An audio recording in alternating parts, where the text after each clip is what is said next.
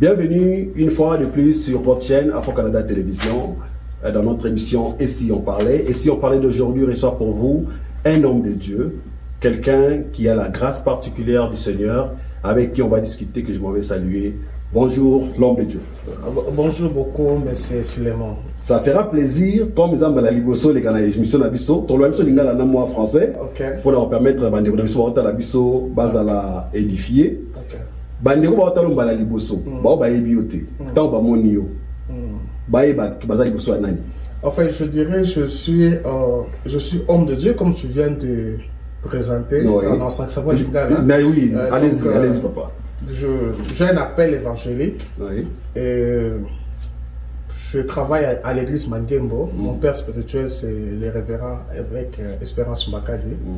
Donc je suis ingénieur de formation en télécommunication et je suis encore célibataire. Je suis pas marié, je suis encore célibataire. On va arriver là-bas. Je vis à Montréal. Ok. Et je suis le visionnaire du ministère APC Ministries, donc Inam pour Christ. Donc nous travaillons pour le salut des âmes. En tout cas, travailler pour le salut des âmes, c'est la raison pour laquelle on vous a invité ici. Ouais. Donc si vous êtes là, c'est parce que le peuple de Dieu qui vous regarde, qui ne vous connaissent pas, veut savoir.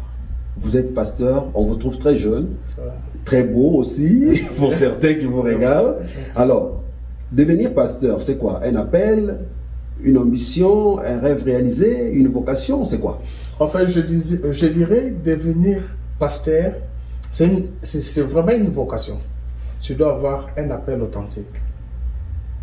Et ton appel doit être attesté par tes pères spirituels, les personnes qui t'ont précédé à ce travail, qui vont juste attester cet appel. C'est ce qu'on appelle la consacration et l'ordination. Et c'est Dieu qui consacre. Quand Dieu t'appelle, il te consacre.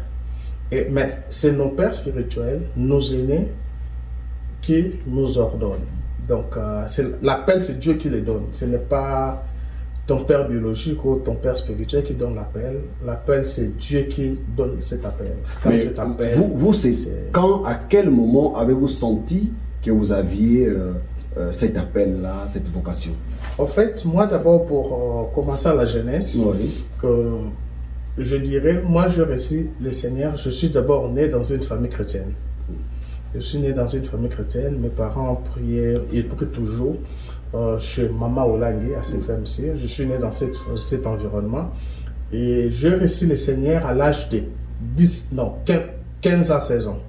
Pratiquement dans votre adolescence? Oui, 15 à 16 ans, j'ai donné ma vie au Seigneur Jésus. Et après, je commençais les affermissements et après...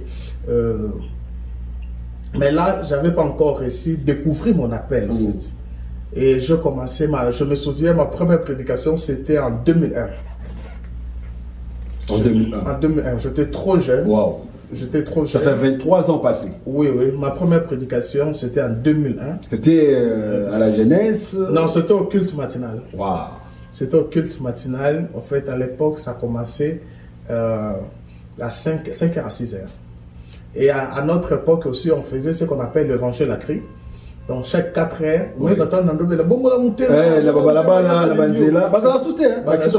c'est que nous, on faisait en fait. Vers 4 heures du matin, moi, je suis né en Binza, tu vois, avec la sécurité. Donc, je me réveillais très tôt le matin et je sortais pour parler de l'évangile. Repentez-vous.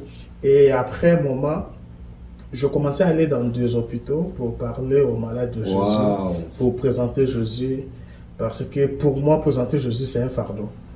C'est un fardeau, je peux dire, comme l'apôtre Paul est en train de dire que, vu l'urgence, que toute personne fasse l'œuvre d'un évangéliste. Donc, pour moi, l'évangélisation, c'est une urgence.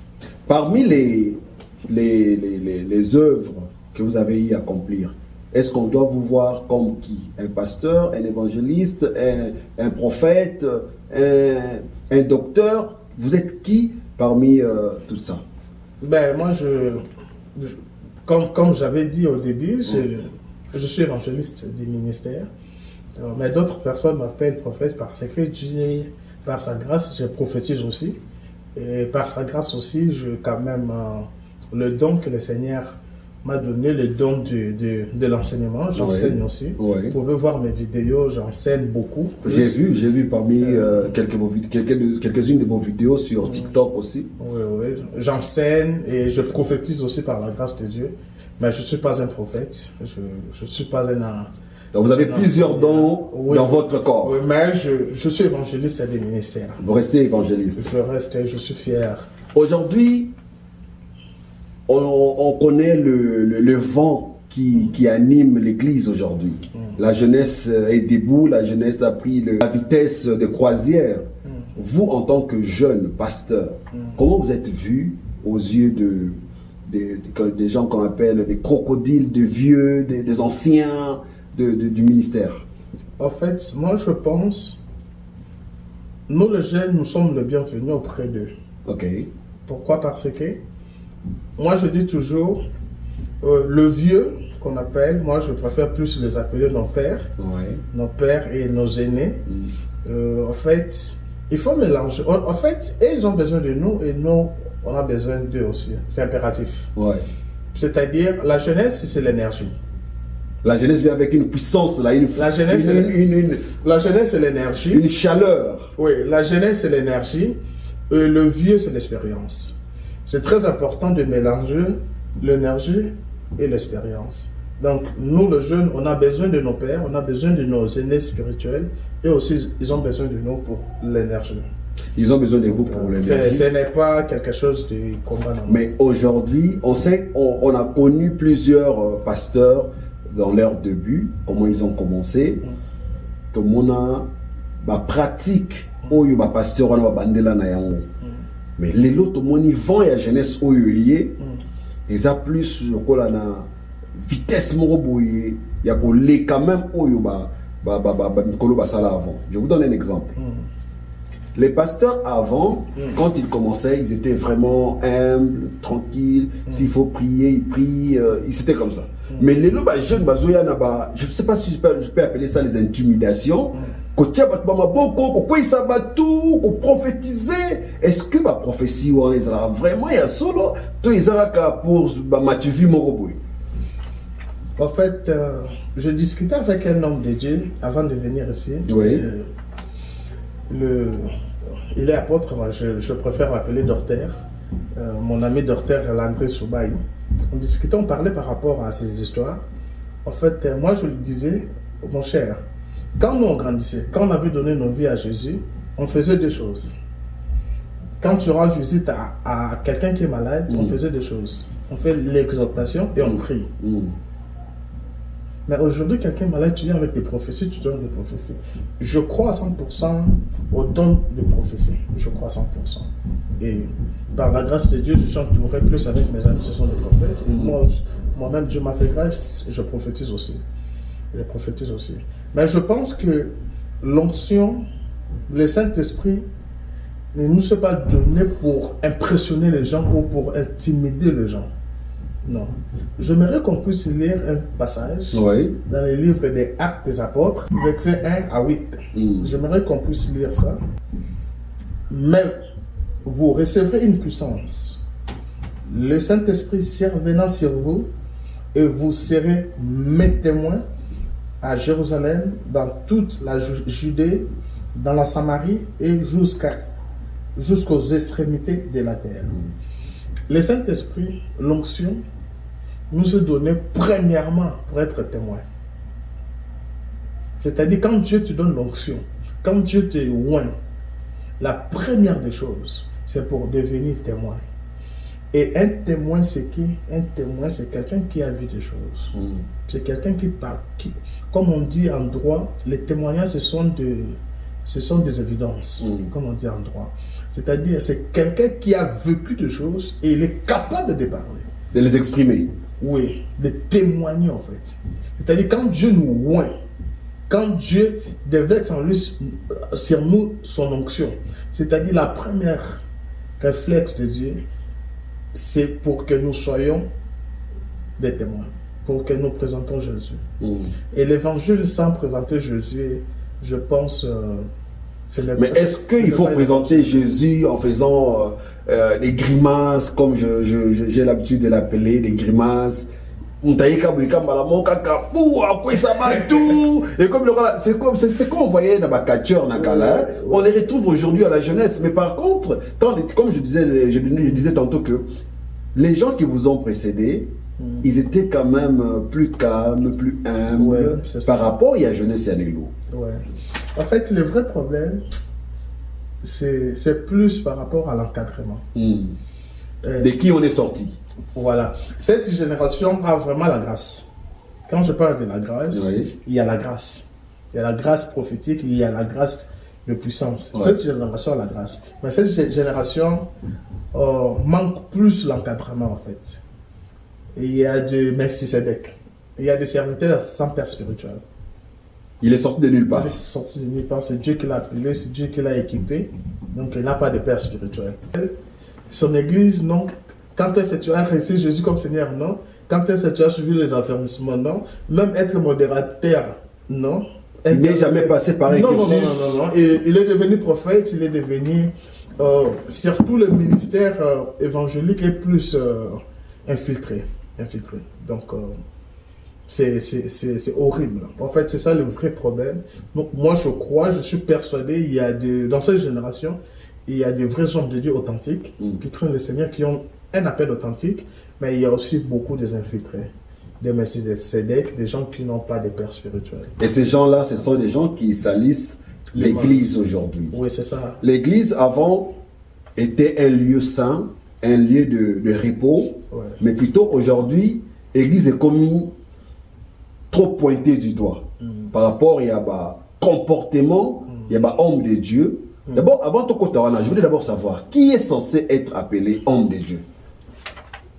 Quels sont les critères de quelqu'un qu'on peut appeler homme de Dieu? Un homme de Dieu, c'est quelqu'un que Dieu sait choisir. Mais comment les reconnaître, par exemple? En fait, on ne reconnaît pas un vrai homme de Dieu par la manifestation de dons. Non. On ne reconnaît pas un homme de Dieu par la manière. Tu peux faire tomber les gens, tu peux donner des prophéties, tu peux parler, tu vois. On ne reconnaît pas un vrai homme de Dieu par rapport à la manifestation des dons spirituels. Non. Mais on reconnaît un vrai homme de Dieu par rapport aux fruits qu'il produit. Oui, par rapport aux fruits. Et ça, c'est... On reconnaît un arbre par rapport à ses fruits. Wow. Et le reste, c'est là, faire tomber les gens. On ne va pas rentrer dans les polémiques, parce que sinon, là, j'en ai beaucoup à se proposer. Là. On ne va pas rentrer dedans. Ça, c'est rien. Mais quels défis vous rencontrez dans votre ministère, par exemple? Quand vous travaillez dans votre ministère, quels sont les défis que vous avez à rencontrer là-dessus? En fait, d'abord, le défi par rapport au ministère évangélique est que beaucoup de personnes pensent que être évangéliste, ou soit le ministère évangélique, c'est le moindre en fait. C'est ça être évangéliste. Mais c'est un problème d'enseignement en fait. Un évangéliste est au même pied d'égalité avec un apôtre, un prophète, un pasteur, un docteur. C'est juste des dons. C'est 5 ministères. Tu vois, c'est la main de Dieu, c'est la main de Jésus, les 5 ministères. Ça, c'est l'apôtre, ça, c'est le prophète, ça, c'est l'évangéliste, ça, c'est le pasteur, ça, c'est le docteur. Et un apôtre, c'est quelqu'un qui aime l'église. Un prophète, c'est quelqu'un qui aime Dieu. Un évangéliste, c'est quelqu'un qui aime les âmes. Et un pasteur, c'est quelqu'un qui aime les fidèles. Et un docteur, c'est quelqu'un qui aime les Écritures. Waouh, ça, j'avais jamais entendu ça. Donc, c'est ça. C'est vraiment inédit, ça. C'est ça, les 5 ministères, c'est ça. Mais vous avez quand même eu, dans votre parcours, est-ce que vous avez coq en jambe, bâton dans les roues, oui, beaucoup. Ben, beaucoup. Même Dieu lui-même, quand il nous envoie, ils nous ont dit que non, je vous ai envoyé comme des agneaux au milieu de l'eau.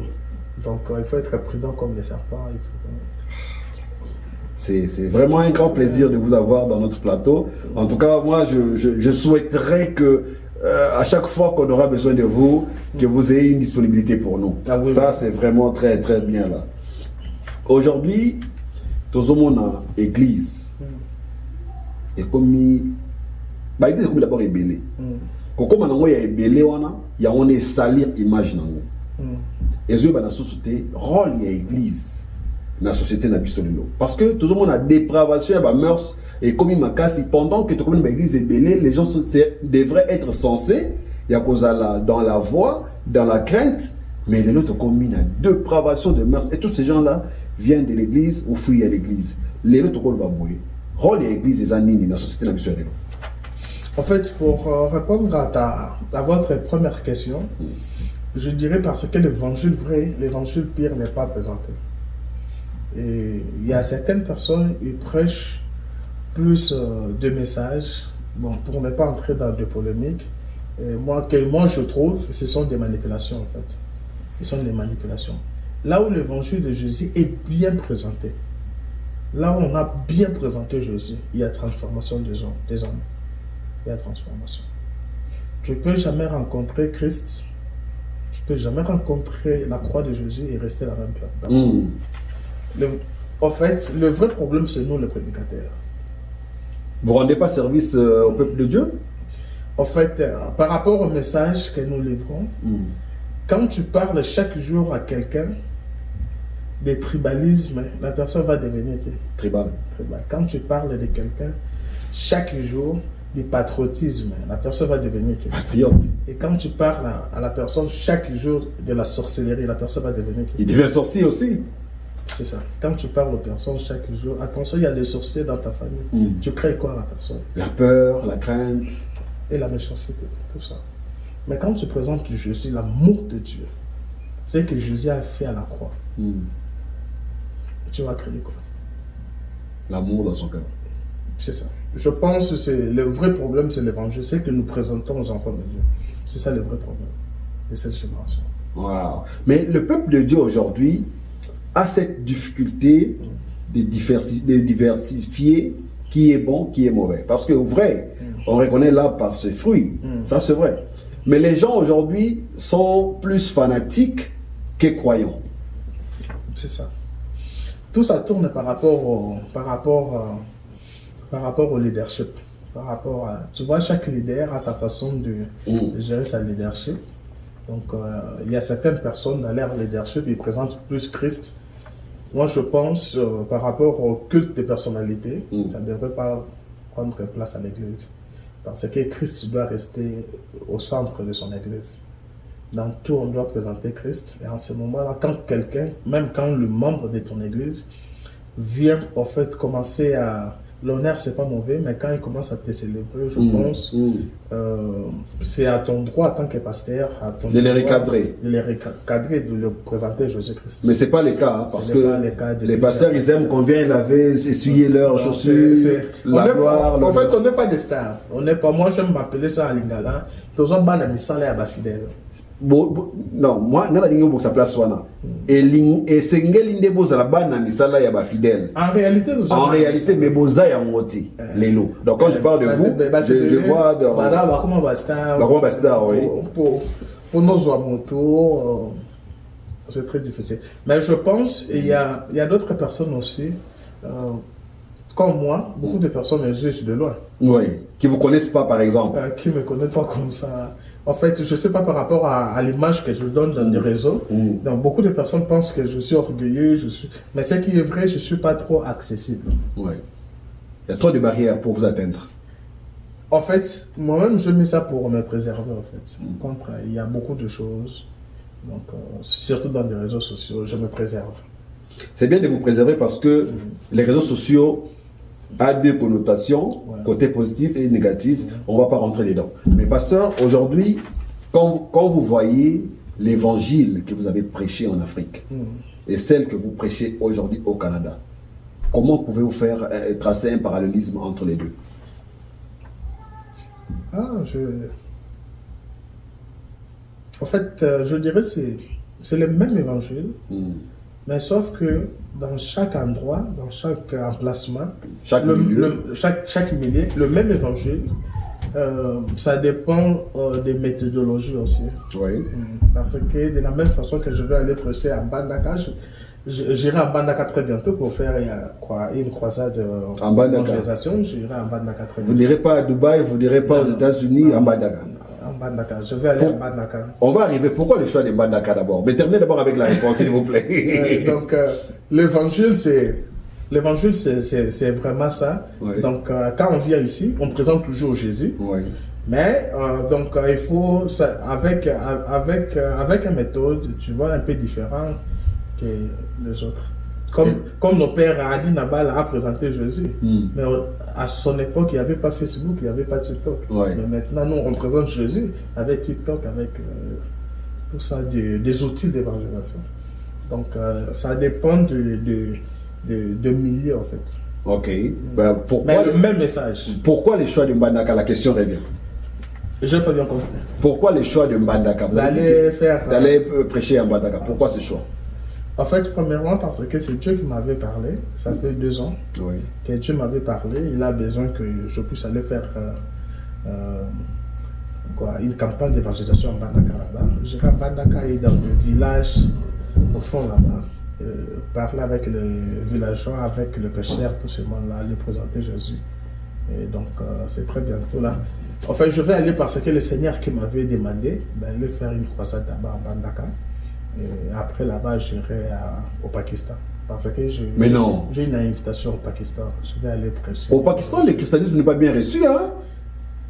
C'est ça même le sens de l'évangile, en fait. Il faut aller là où Jésus n'est pas encore présenté. Wow. Il faut présenter Jésus. Tu peux constater que non, Jésus n'était pas mort dans le temple.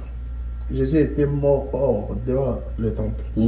Pourquoi? Parce que les premières personnes qui ont besoin du message de la croix sont dehors. Il faut aller dehors. Il faut aller les chercher. Il faut aller les chercher. Ça, c'est bien ça. Merci. Mais aujourd'hui, les réseaux sociaux, puisque vous avez parlé de pasteurs des réseaux sociaux, on voit tant de pasteurs dans les réseaux sociaux. Les réseaux sociaux sont qualifiés comme dépravation de mœurs, mais les pasteurs aussi utilisent ça pour passer leur message. Est-ce que ce n'est pas une confusion, une cacophonie? La même chose que ma pasteur bazo télémela, on bazo utiliser en sous. Est-ce que avant on prêchait sans les réseaux sociaux, on peut continuer sans ça? Non, je pense que ma pasteur va téléméla les réseaux sociaux. Ma pasteur va téléméla va contenu. Ça m'a bien. Les réseaux sociaux ça sont utiles. Donc à part même les choses de Dieu, tu peux pas parler de choses, mais tu peux parler de la technologie, d'autres choses, d'autres sciences. On va déjà chuter, on est en train de chuter parce qu'on ne peut pas prendre longtemps. Si on peut savoir les projets que vous en avez à court et à long terme en tant qu'évangéliste dans votre ministère. Comme je vous avais dit, j'ai un projet pour Mbandaka. Oui. Pour une croisade d'évangélisation à Mbandaka au mois de décembre. Je me prépare déjà pour aller. Et après, j'ai quand même un projet. On a déjà une représentation à Kiel.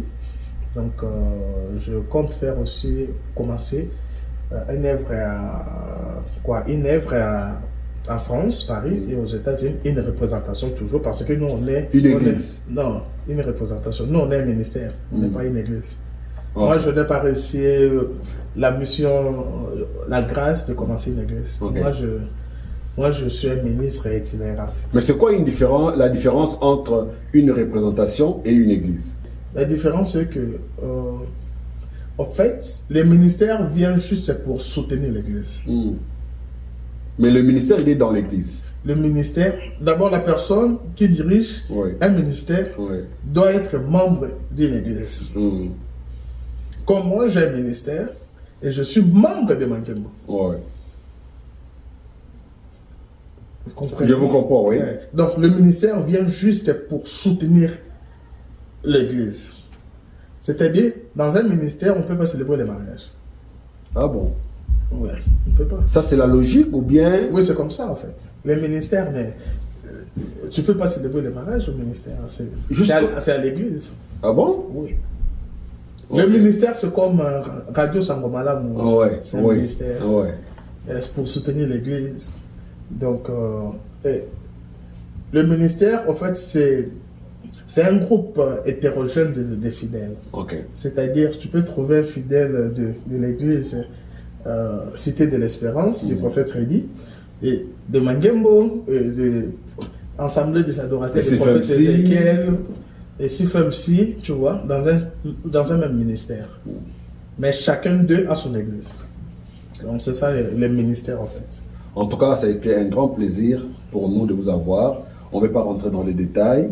Je pense que ce qu'on a dit, ça a béni le peuple de Dieu. Amen. Et prochainement, si jamais les gens qui nous ont suivis ont des questions, ont des sujets, c'est à travers ça que nous allons préparer peut-être notre prochaine émission. Sinon, si vous avez un dernier mot, vous pouvez vous adresser, la caméra est juste devant vous. Non, je tenais juste à vous remercier pour l'invitation. C'était vraiment un honneur. C'est avec plaisir. De recevoir votre invitation. Oui. Donc, je n'ai pas grand-chose à dire. J'aimerais dire seulement au peuple de Dieu, c'est le temps de l'évangile, c'est le temps de l'évangélisation. Donc, tout chrétien peut évangéliser. Tout chrétien a une expérience avec Dieu. Si tu as une expérience avec Dieu, tu peux évangéliser. Et pour évangéliser, pour parler de Jésus, ça ne demande pas beaucoup de choses. Ça demande juste l'expérience que toi tu as avec Dieu et tu peux parler à la personne, ça serait, et le Saint-Esprit sera derrière là pour le soutenir. Donc c'est ça ce que moi je pouvais vous dire, que nous faisons vraiment l'œuvre d'un évangéliste, qu'on puisse gagner des âmes pour Jésus. C'est ça le fardeau, c'est que je peux dire au peuple de Dieu. Merci beaucoup, ça a été un plaisir. Merci, c'est à moi de vous remercier. Merci pour vous qui avez suivi cette émission. Donc, n'hésitez pas de nous écrire vos préoccupations en commentaire et on se revoit pour le prochain numéro sur Afro Canada Télévision. Merci beaucoup et à la prochaine. Bye.